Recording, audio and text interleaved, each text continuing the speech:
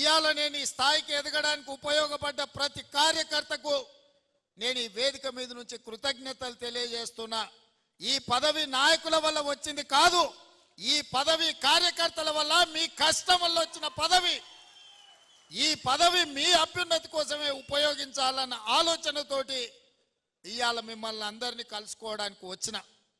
అందుకే మిత్రులారా, ఈ 3 ఏళ్లలో ఎన్నో కష్ట సుఖాలను చూసినాం, ఎన్నో ఒడిదుడుకులను చూసినాం. ఉప ఎన్నికలలో డిపాజిట్లు పోయి 3700 హుజూరాబాద్ ఎన్నికల్లో ఓట్లు వచ్చినప్పుడు పని అయిపోయింది, రేవంత్ రెడ్డి పడిపోయిండు, కాంగ్రెస్ ఇంకా లేవదు అని చెప్పి కొంతమంది సునకానందంతో సంతోషపడ్డారు. కానీ ధైర్యం కోల్పోకుండా 1.5% ఓట్ల నుంచి 40% ఓట్లకు కాంగ్రెస్ పార్టీ పెరిగి 64 సీట్లు గెలిచి ఇవాళ 65 సీట్లు ఉప ఎన్నికల్లో మనకు కంటోన్మెంట్ గెలవడం ద్వారా ఇవాళ 65 మంది ఎమ్మెల్యేలు, 8 మంది పార్లమెంట్ సభ్యులు ఇవాళ మనకు తెలంగాణ రాష్ట్రంలో కాంగ్రెస్ పార్టీ కార్యకర్తలు కష్టపడి గెలిపించారు. ఓడినప్పుడు కుంగిపోవడము, గెలిచినప్పుడు ఉప్పొంగిపోవడం కాదు. ఎప్పుడైనా నిబద్ధతతోని కార్యకర్తలు అండగా నిలబడితే తప్పకుండా విజయం సాధించవచ్చు అని చెప్పి నిరూపించినాం ఇవాళ. అందుకే ఈ ప్రభుత్వం ఏర్పడ్డది. అందుకే మిత్రులారా, మీరందరినీ నిన్న మొన్న చూస్తున్నాం. కొంతమంది మాటలు బీఆర్ఎస్ వాళ్ళు అంటున్నారు, అయ్యో ఇంత అన్యాయం ఉంటుందా, మేమేం ఇంటలేదు ఈ ప్రభుత్వం అని.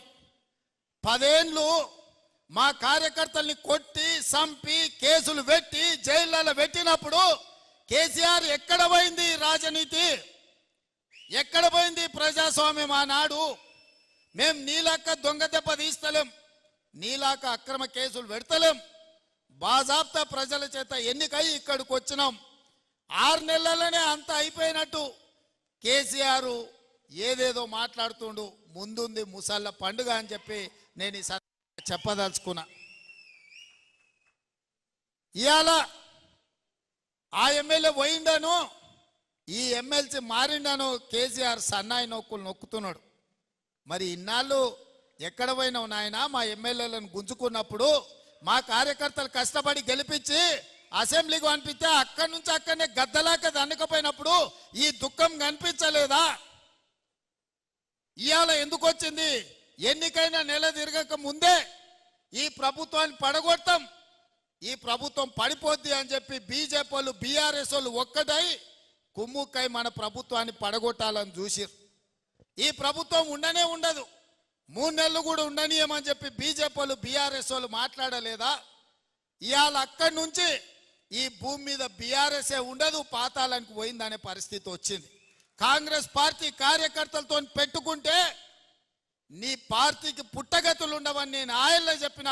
మా కార్యకర్తలు ఉసురు తలిగింది కేసీఆర్ నీకు, వాళ్ళ ఉసురు తలిగి దుమ్ము కొట్టుకపోతావు, నీకు ఇంకా రాజకీయంగా మనుగడ లేదు. ఇప్పటికైనా నువ్వు అర్థం చేసుకొని ఈ తెలంగాణ రాష్ట్రాన్ని సోనియా గాంధీ గారు ఇచ్చిండ్రు, ఈ తెలంగాణ రాష్ట్రాన్ని అభివృద్ధి పదం వైపు నడిపించాలని మేమందరం కష్టపడుతున్నాం. ఇప్పటికైనా తెలంగాణ సమాజానికి క్షమాపణ చెప్పి అభివృద్ధి కోసం కష్టపడుతున్న కాంగ్రెస్కు అడ్డుపడకుండా చేతనైతే సహకరించు, చేత కాకపోతే ఆ ఫామ్ హౌస్లో పడుకొని ఏడువు తప్ప ఇంకా కాళ్ళలో కట్టెబెట్టాలని తండ్రి కొడుకులు మామ అల్లుళ్ళు చూస్తున్నారు. పాతకాలం లాగా లేరు మా కార్యకర్తలు. ఎవడైనా ఈ ప్రభుత్వానికి కాళ్ళలో కట్టెబెట్టాలని చూస్తే ఈపులు విమానమూతం అవుతాయని చెప్పి నేను ఈ సందర్భంగా చెప్పదలుచుకున్నా. తన దాకా వస్తే కానీ తెలియదు అన్నట్టుగా ఇవాళ కేసీఆర్ దాకా వస్తే కానీ కేసీఆర్కు తెలుస్తలేదు. ఇవాళ ఢిల్లీకి పోయి 4 రోజుల నుంచి హరీష్ రావు, కేటీఆర్, మోడీ చుట్టూతా పిల్లి తిరిగినట్టు తిరుగుతున్నారు. ఏదో ఒకటి చెయ్యి మమ్మల్ని ఎట్లన్నా కాపాడు అని.